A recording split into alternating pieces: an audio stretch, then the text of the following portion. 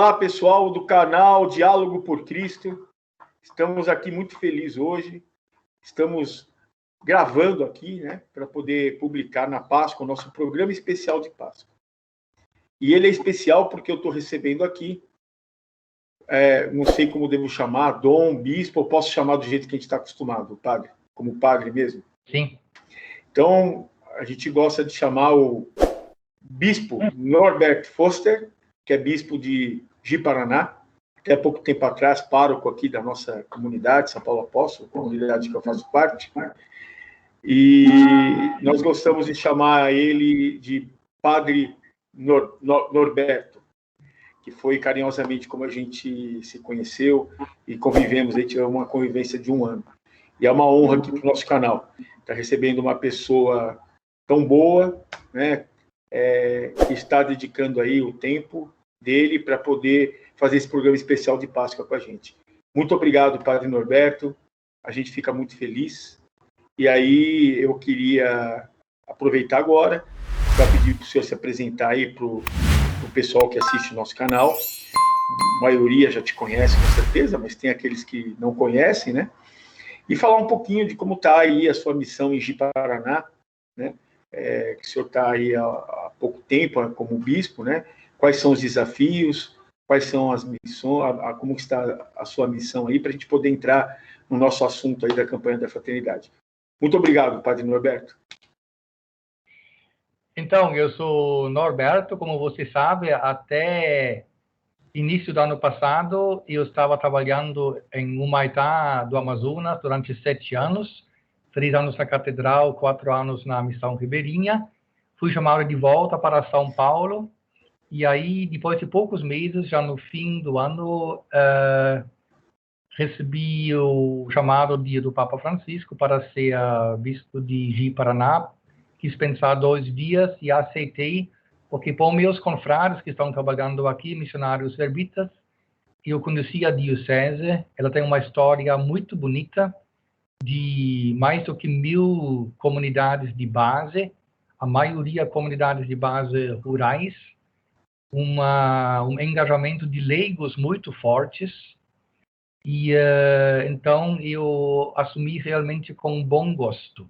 No momento, algumas coisas estão um pouquinho voltando para trás, para falar também já um pouco dos desafios que a gente sente aqui. O próprio clero novo e os nossos seminaristas que estão no seminário maior lá em Cuiabá, eles enveredaram para uma teologia muito conservadora, em torno do padre Paulo Ricardo, que é uma das piores coisas que tem, extremamente conservador, bem contrário da história da caminhada da nossa diocese. E muita gente, no fundo, é gente boa, mas enveredaram por este caminho. Então aí a gente certamente tem bastante trabalho para frente. Não é a teologia de Cuiabá. O reitor lá da teologia é um jesuíta, bastante ligado até ao IHU lá no sul, é bastante crítico, é mais uma rede de seminaristas, parece que se criou lá. Isso certamente é um desafio grande, porque aqui tem muitos gritos de dor e sofrimento mesmo, também de conflitos sociais. Eu fui ordenado no dia 27 de fevereiro, no dia seguinte celebrei a primeira missa, e 2 dias depois já fui testado positivo de Covid, e aí no fundo comecei a minha quarentena, mas desde a última semana eu estou participando de muitos encontros online, também com bispos colegas aqui do Noroeste e Norte, e com o Movimento Sem Terra também, com a Comissão Pastoral da Terra.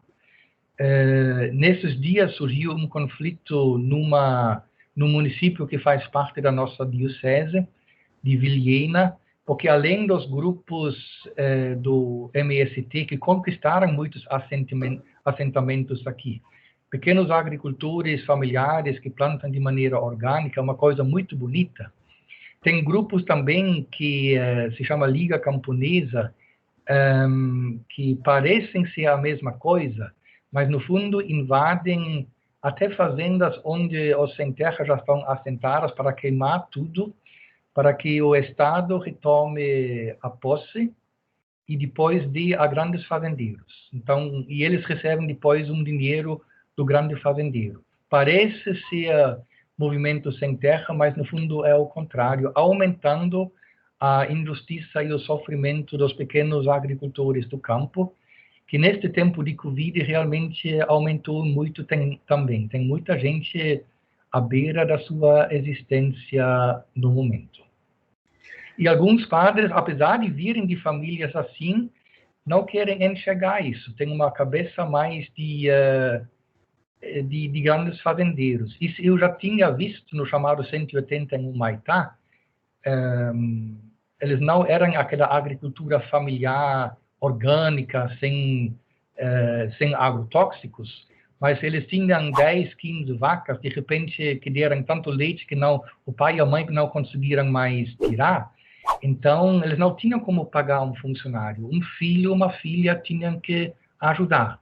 Mas a cabeça deste pessoal é de agronegócio. Eles são pequenos agricultores, eles dão o leite para o gado, para o frigorífico, etc. Mas a cabeça é como se fosse do agronegócio. E esta é uma das piores coisas que nós temos aqui, porque é realmente a exploração total da natureza, sem respeito nenhum à criação, à casa comum, como diz o Papa Francisco. É altamente destruidor tanto da criação de Deus como da vida humana também. Isso certamente é um grande conflito aqui. Eu não tive contato ainda com estes empresários do agronegócio. Certamente um dia também vão bater na porta, vão querer saber como é que a diocese se posiciona. Para mim, toda pessoa humana sempre é bem-vindo, mas a estrutura do agronegócio certamente é uma estrutura extremamente pecaminosa no nosso tempo aqui. Grande desafio, hein, padre? Aí em Ji-Paraná, a gente conhecendo o senhor, a gente sabe o tanto que isso te incomoda, né? E eu tenho certeza que Deus colocou o senhor aí para uma missão, para pelo menos tentar melhorar a vida, né, dessa população que vive aí sofrendo com toda essa exploração, né? E entrando, padre, no assunto da campanha da fraternidade, como o senhor falou agora aí, né, dentro da própria igreja, a gente tem pessoas que estão enveredando para um caminho de preconceito, para um caminho mais conservador, diria assim, né, com relação a abrir os braços, a fazer ponte, né, com outros grupos, né, sociais, grupos que são discriminados, né, homoafetivos, os discriminados socialmente, né, os sofredores, os que são de outra raça.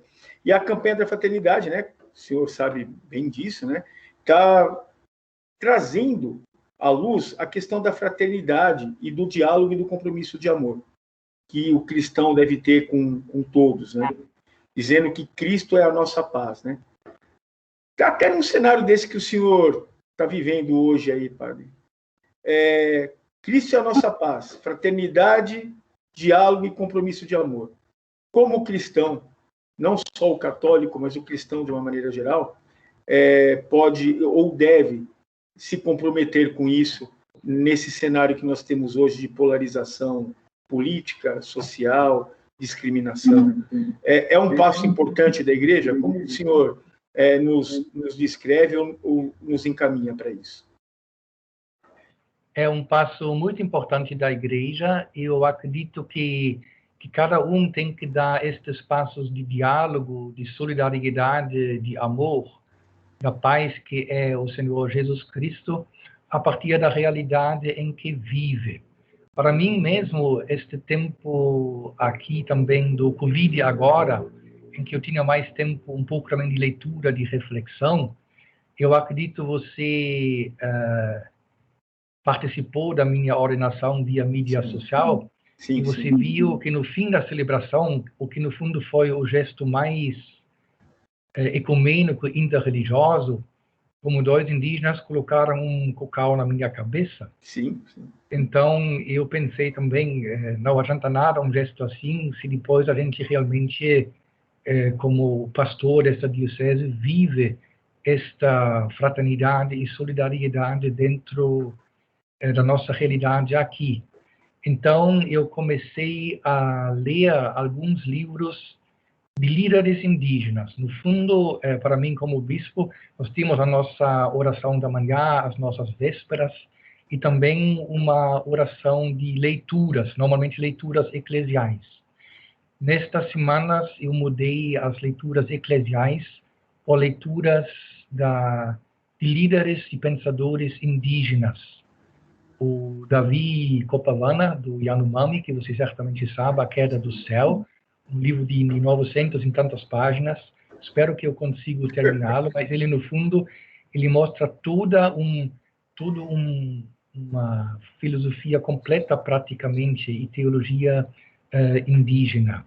No fundo, os indígenas dizem, olha, se o mundo ainda está de pé, se o céu ainda não caiu, é porque nossos chamás estão tocando flautas, fazendo músicas, orando pela paz, senão o céu já teria caído em cima da terra.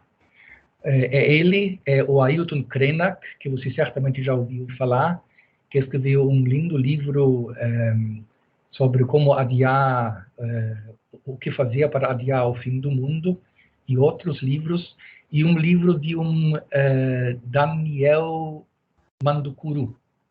São os três que, às vezes, em pequenos livrinhos com desenhos indígenas também, em que eles falam da sua visão. Para eles, nós somos, os brancos, somos o povo da mercadoria. Porque esta é a experiência que eles fizeram de nós. 500 anos que os brancos querem comercializar, fazem de tudo mercadoria. Da natureza de Deus, do ser humano no tempo da escravidão, agora dos minérios. E enquanto eu estava lendo um dia do Daniel Mandukuru, aí no mesmo dia à noite, eu li que uma aldeia Mandukuru lá no Pará foi invadida, uma coisa muito triste, por garimpeiros. O próprio promotor de justiça denunciou isto. E o IBAMA tentou conter esta invasão, e aí foram para lá o ministro do Meio Ambiente, o Salles, chegaram aviões do Exército, proibindo qualquer fiscalização e levando mais garimpeiros ainda. Esta é a nossa realidade, e eu acredito no momento, o diálogo por Cristo é realmente dialogar com esta situação, estar ao lado dos indígenas, conhecer eles, o seu pensamento. Para eles, toda a natureza é irmão e irmã. O Ailton Krenak, o povo Krenak, ele mora lá. Eles pegaram de cheio aquele acidente não, de Mariana, quando todo o Rio Doce foi envenenado, e depois Brumadinho também. Eles foram atingidos por esses dois desastres. E pediram para eles, vão embora daqui, está tudo contaminado. Eles falaram, não, nós vamos ficar aqui. Aqui é a nossa terra. Eles têm do outro lado um morro, um monte, que para eles, de certa maneira, é como se fosse uma pessoa também.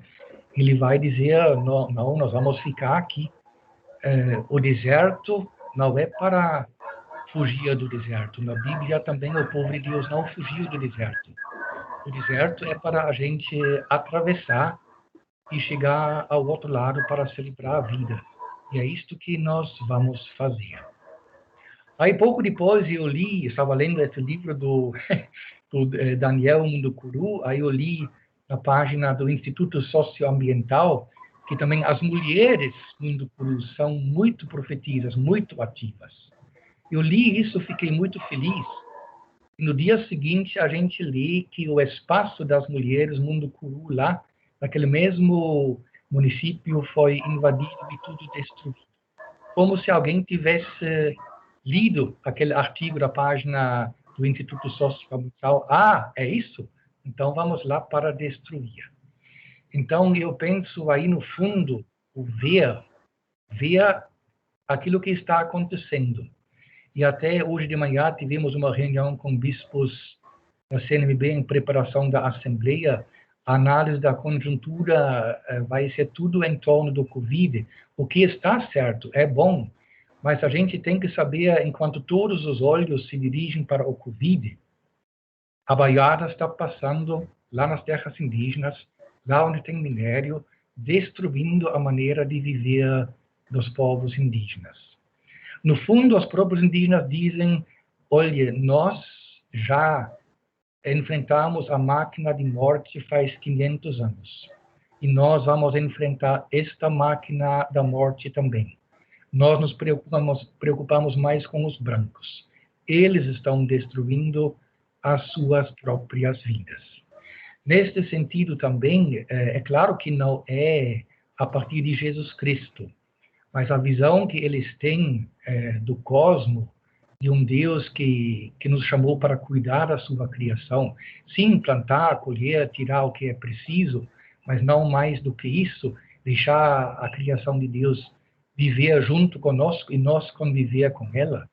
Tudo isto é nas primeiras páginas da Bíblia, quando Deus faz a criação, os livros da sabedoria, a sabedoria de Deus que fez a criação, estava brincando com Deus quando ele estava criando tudo.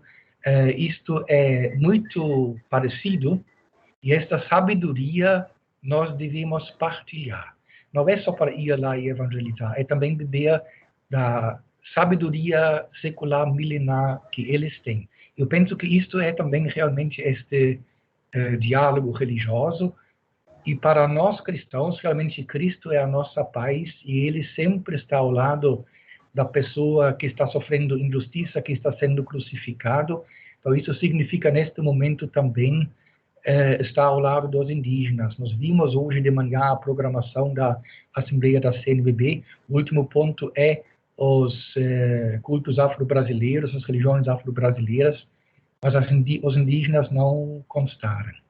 Então, eles têm que constar, porque o pior ataque no momento do capitalismo selvagem é justamente contra estas reservas que sempre conseguiram escapar disso. É lá que, no momento, realmente a coisa está pegando mesmo.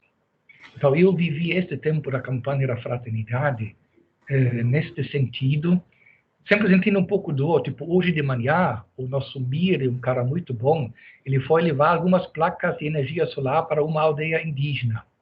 Eu teria gostado tanto de ir junto, mas eu tinha esta reunião com os bispos. Antes eu não podia ir porque eu estava com Covid. Ainda me recuperando da Covid, e não posso visitar uma aldeia indígena, eu posso levar a doença junto. Sim. Mas eu espero que nas semanas que vem a gente vai ter realmente também o primeiro contato pessoal mesmo com eles, não para converter, para evangelizar, simplesmente para dialogar, para perguntar, para beber a sabedoria deles também, para mostrar que cristãos também podem ter respeito. Que legal, Padre. E aí, o senhor está demonstrando na prática, né? As trilhas da campanha da fraternidade, que é o ver, o julgar e o agir, né? Sim. E também a celebração, né, com essas pessoas, porque nós podemos celebrar com eles também, com os indígenas, com os excluídos, né? Celebrar a vida, né, como o senhor disse.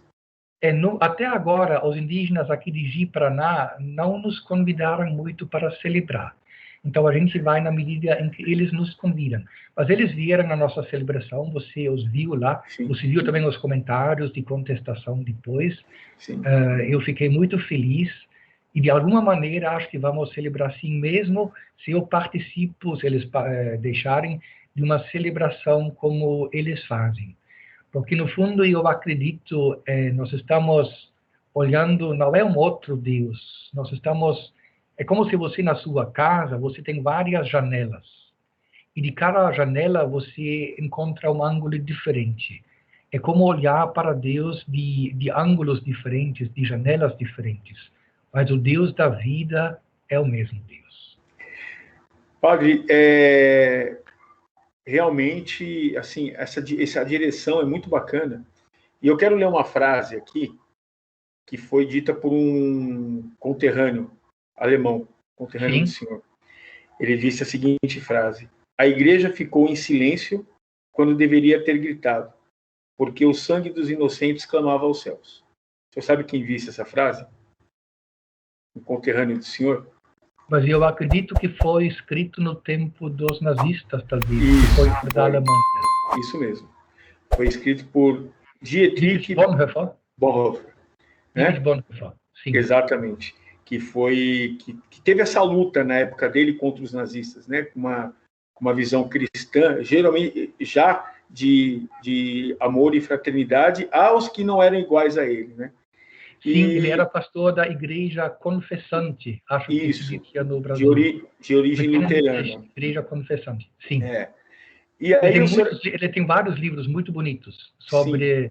seguimento de Jesus Cristo, sobre resistência e redenção, cartas dele, e poesias muito bonitas. Até algumas poesias foram feitos cantos que se cantam dentro da igreja católica. Sim. Então, você vê, ele disse isso lá, e eu acho que essa frase dele está muito contemporânea, né? Você acha que a igreja está se calando ou está querendo dar o grito? O que o senhor acha nesse contexto? A igreja não está completamente unida no grito. Você lembra do grito de um alto número de bispos pela vida, mas que não foi assinado por todos. Depois até este grupo foi acusado de ter rachado a CNBB. E o que eu já posso adiantar, esta nossa assembleia virtual agora,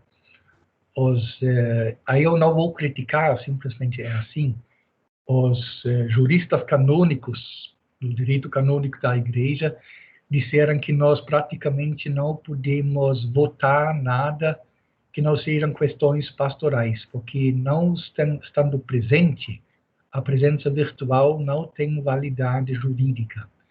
Então, talvez não vamos conseguir realmente aprovar um documento que realmente mostra que nós estamos gritando junto com todo este sangue derramado ao céu, o que é muito triste. Como disse o conterrâneo, né? Que nos articular. Como disse o conterrâneo, né, do senhor lá na época do nazismo. Então, sim, você vê que a gente contemporiza a frase dele e nós estamos vivendo uma situação muito parecida, né? No fundo, as palavras do Dietrich Bonhoeffer valem desde o sangue derramado dos profetas do Antigo Testamento, o sangue derramado do próprio Jesus Cristo, até os nossos dias de hoje. É uma linha de tempo quase sem interrupção. E aí, aproveitando também, né, que a gente está falando de escritores, o senhor também já deve ter lido ou ouvido falar, né, ou ter, com certeza, C.S. Lewis, né? C.S. Lewis ele escreveu que Jesus, escreveu no livro dele que Jesus veio ao mundo disfarçado, porque efetivamente ele é rei, mas ele veio disfarçado. E que no disfarce dele, ele quis promover uma grande revolução, né? E que ser cristão, de uma certa maneira, é comprar essa causa de Jesus e fazer uma grande revolução. Padre, nos explique uma coisa. O cristão contemporâneo, ele está olhando nessa direção de revolucionar o mundo com o exemplo que Jesus deu em estar do lado dos oprimidos, dos mais fracos, e exatamente de ter dado até a sua vida por isso? O senhor acredita que C.S. Lewis enxergou de uma maneira correta o cristianismo, dizendo que Cristo é rei, veio disfarçado e nos convida para uma sabotagem? Eu não concordo muito que Deus veio disfarçado. Eu acho que Jesus nos mostrou justamente o rosto de Deus mesmo, nada disfarçado. O rosto de Jesus, pobre, humilde, é justamente o rosto de Deus mesmo. Agora, é este rosto que nós muitas vezes não queremos enxergar. Se você assiste aos canais católicos de televisão, no fundo, reduz a igreja à sacristia. Você só vê a missa, você vê panos brancos, você vê ostensórios dourados, você não vê uma pessoa visitar a casa de um pobre, você não vê uma celebração da vida num assentamento do sem terra. Você não vê, como diz o Papa Francisco, a igreja enlamada que vai ao caminho daquele que está afastado. É tudo uma igreja, parece, higienizada, tudo passado branquinho, passado. É muito triste, no fundo.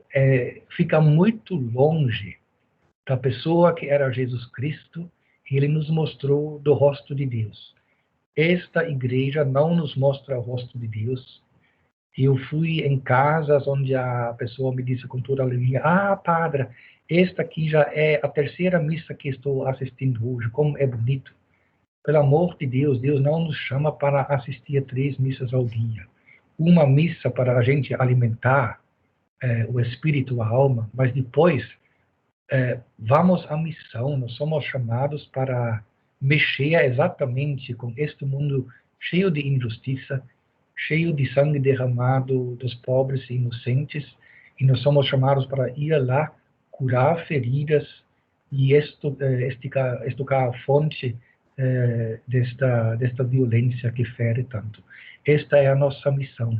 E se você olha as últimas palavras do Papa Francisco também, ele não fala sobre nenhuma questão dogmática. Ele fala: vamos à missão. Deus nos chama para ir e anunciar a boa nova lá no maior sofrimento, para estender as nossas mãos, para ser solidários, para ter a misericórdia e curar as pessoas. Esta é a nossa missão. E esta é a nossa missão mesmo. E isto por si já é revolucionário, porque quem faz isso, quem mostra este rosto da paz, realmente mostra que um outro rosto é possível. O agronegócio, tudo isso aqui, são pessoas extremamente violentas também. Eles já vêm com uma alta carga de violência contra você. E quem é violento assim, acho que não é uma pessoa feliz, que realmente sabe o que é vida.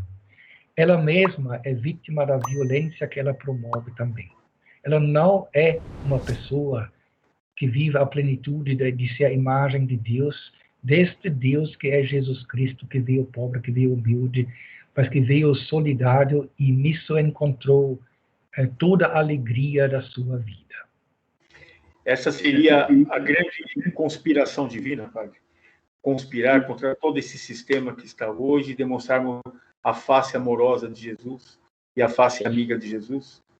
Sim, eu acredito até que o maior perigo é porque a gente fica tão indignado tantas vezes com as coisas que acontecem, que às vezes o pensamento violento quer tomar conta do nosso próprio coração, para acabar com esta violência. E aí já nos tornamos igual, e aí já não estamos mais no caminho deste Jesus Cristo. Você lembra que ele está na cruz de braços abertos, não é somente porque pregaram ele assim. Ele disse: ninguém tira a minha vida, eu dou a minha vida livremente. Ele está de braços abertos, não só porque crucificaram, mas ele vai dizer: eu quero atrair todos a mim. E este tem que ser o nosso caminho também. Também aqueles que são violentos ainda, também aqueles que fazem tudo errado, ele quer atrair todos a ele. E esta é também a nossa missão, simplesmente é continuar a missão de Jesus. Padre, muito legal. E está sendo maravilhoso conversar com o senhor. Se desse, a gente ficaria aqui 2 dias conversando. Mas a gente quer caminhar, né? Agora, a gente sabe que o senhor tem outros compromissos, o senhor tem outras coisas para fazer, já disponibilizou um bom tempo para a gente. A gente não poderia encerrar, já que a gente está falando que nós vamos colocar esse programa, é o nosso programa especial de Páscoa, né? Então, nós vamos colocar esse programa no nosso canal na sexta-feira, o nosso público aí vai poder prestigiar na sexta-feira santa, temos ainda o sábado e o domingo, né, da ressurreição. E eu queria que o senhor o senhor já deixou muitas mensagens aqui, a gente já absorveu muita coisa que o senhor disse em relação a ver, julgar, agir e celebrar, né, sem dúvida. Mas eu gostaria que o senhor deixasse, então, para a gente aqui uma mensagem de Páscoa, né, para todos os que estão assistindo. O nosso canal tem cristãos de diversas linhas assistindo, pessoas de outras linhas também religiosas e com outros credos, né? Agora, acreditando, né, exatamente no milagre da cruz, né? O milagre da cruz. A gente acredita que pela cruz a gente é um pouquinho de cada um, né? A cruz nos transforma todos iguais, né? E no pé da cruz de Jesus não existe o poderoso, não existe o rico, não existe o pobre, não existe o estrangeiro, porque todos são iguais, né? Cristo trouxe isso na cruz, né? E como o Senhor disse, né? Ele estava ali por vontade própria, né? Não o crucificaram, ele se deixou ser crucificado. Inclusive tem um trecho de uma música muito bacana que fala que se fosse o mundo lhe ofertar, ele iria recusar. Como recusou, né? Na tentação do deserto e tudo. Então, seria muito bacana a gente ter uma mensagem de Páscoa do senhor, bispo aí de Ji-Paraná. Se o senhor pudesse também, depois aí da mensagem de Páscoa, mandar uma bênção para nós, nos abençoar, né? Com uma bênção para nós podermos todos meditar naquilo que a gente conversou, meditar no que é a campanha da fraternidade e nesse diálogo de fraternidade e de amor. Se o senhor puder fazer isso para a gente agradece. Sim, no fundo, o tempo da Páscoa já começa amanhã, como o Domingo de Ramos, quando o povo em Jerusalém saudou Jesus com ramos verdes, gritando Hosana, vem, Senhor, nos salvar. Por isso, uma das coisas mais bonitas que nós podemos fazer hoje à noite é colocar os nossos ramos nas portas ou portões das nossas casas ou das nossas janelas, realmente para saudar Jesus e para, junto com estes ramos, gritar também, vem, Senhor, vem nos salvar. Também do Covid, de toda esta violência e polarização que está acontecendo, vem, Senhor, vem nos salvar. Na quinta-feira à noite, celebramos a ceia de Jesus, o lava-pés. Até Judas Iscariotes era convidado, ele estava lá. Então, Jesus não excluiu ninguém, nem aquele que ia traí-lo. Que seja realmente um momento em que nós também fazemos, se não podemos fazer presencialmente, mas que nós façamos uma refeição em que nós coloquemos todas as pessoas presentes, também nossos inimigos, aqueles que pensam diferentes. Uma ceia mesmo que realmente quer, onde todos são convidados a participar. E na sexta-feira, vamos celebrar o amor por Jesus, a sua morte, a sua agonia.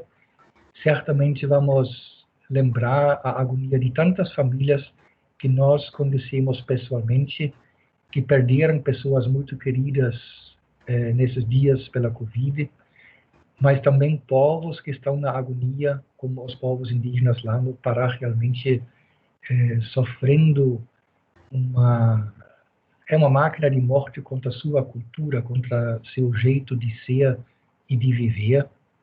O sábado para a igreja sempre foi um dia de, no fundo, estar no túmulo, de esperar, de sentir a morte, de rezar por nossos falecidos, de compartilhar também a tristeza de Maria, que recebeu o corpo de Jesus nos seus joelhos, de estar junto com todas as pessoas que estão sofrendo. E no domingo celebramos a ressurreição, a nova vida, a nossa fé que esta morte que nós estamos vivendo juntos também no nosso tempo pela violência, ela não tem a última palavra. É Deus que tem a última palavra, a vida e a ressurreição. E que nós mesmos ressuscitemos para uma nova vida, em que realmente Cristo é a nossa paz, em que nós saibamos dialogar, em que nós criamos pontes em vez de construir muros, em que nós mesmos realmente nos abrimos ao outro e a Deus mesmo. Aí realmente estamos ressuscitando com Jesus Cristo para uma vida nova. Amém. Muito bonito, Padre. Muito obrigado. Quero agradecer de novo, Padre, a sua atenção, o seu tempo, muito valioso para a gente. Obrigado pelas mensagens, pelas palavras que o senhor deixou aqui. E eu não poderia encerrar de outra maneira. Não poderia encerrar de outra maneira, além de agradecer, e pedir para o senhor nos dar uma bênção final aqui, para todos que estão nos assistindo, para todos que vão ver esse programa. o senhor nos mande uma bênção final. Eu gosto muito da bênção de Arão no Antigo Testamento. Que Deus nos abençoe e guarde. Que Deus faça brilhar o seu rosto sobre nós e tenha piedade de nós. Que Deus nos abençoe e nos dê a paz. Assim abençoe-nos, Deus, que é amor e comunhão, o Pai e o Filho e o Espírito Santo. Amém. Amém, Padre. Assim nós encerramos em grande estilo. E muito obrigado novamente. E que Deus, com certeza, estará lhe acompanhando nessa missão. Porque o senhor é um profeta da atualidade. Eu tenho certeza que vai levar alívio e que vai levar uma mensagem de fé e de esperança para os povos aí da região amazônica e no geral. Muito obrigado.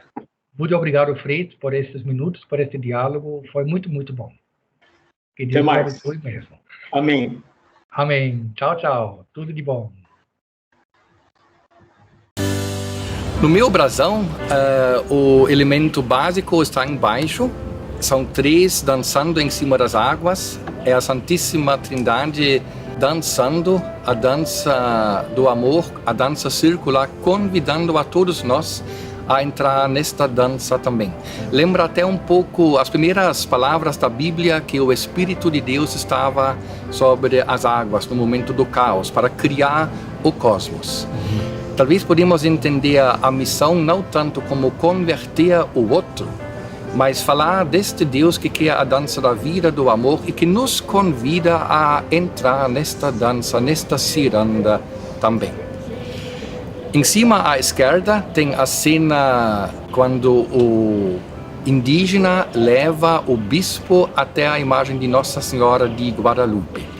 O bonito aí é que não é o bispo que mostra o caminho para o indígena, mas é o indígena que mostra o caminho para o bispo. E a nossa missão sempre deve ser diálogo mesmo. No diálogo nós sim falamos da nossa fé, daquilo que nós acreditamos, da boa nova do reino de Deus, mas nós também escutamos o que o outro nos diz e às vezes Deus se revela na pessoa do outro. Aqui foi o indígena que tinha mais sabedoria neste momento do que o próprio bispo. Isso acontece muitas vezes na conversa com o povo também, que a gente encontra pessoas que nos dão uma sabedoria que a gente não tinha antes. Então o bispo não pode ser só aquele que fala, mas também aquele que escuta a sabedoria das outras pessoas, às vezes até também sabedoria de outras religiões. E junto com ele tem a flor da Vitória Regis, que é a planta da Amazônia, mas ela também lembra muito o elemento feminino também. E toda Nossa Senhora de Guadalupe também realmente é uma imagem muito bonita. Eu sou a sua mãe que estou aqui, não sou eu a sua mãe. Então ela é a nossa mãe, ela também nos acompanha e a igreja deve ser mãe com toda a sua ternura também. O bispo não deve ser só o pai, mas também representante desta mãe que tem toda a ternura, revela toda a ternura de Deus. E acima à direita está o logo do Verbo Divino, a cruz que abarca todo o globo, não na ideia da conquista, mas realmente que o amor de Deus que atraía todos a si.